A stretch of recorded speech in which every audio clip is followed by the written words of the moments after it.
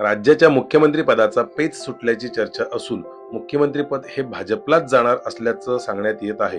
त्यामुळे काल सकाळी एकनाथ शिंदे यांनी मुख्यमंत्री पदाचा राजीनामा आपल्या लाडक्या बहिणींच्या साक्षीने दिला आहे.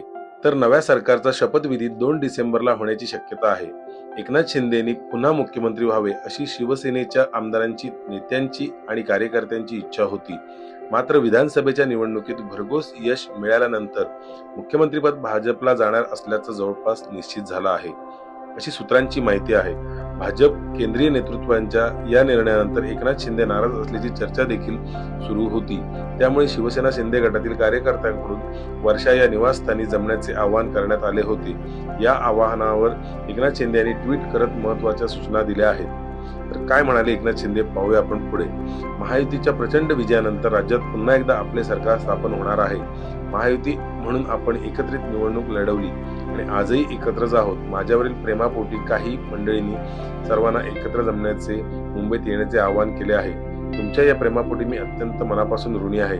मात्र अशा पद्धतीने माझ्या समर्थनार्थ कुणीही एकत्र येऊ नये असे आवाहन मी करतो.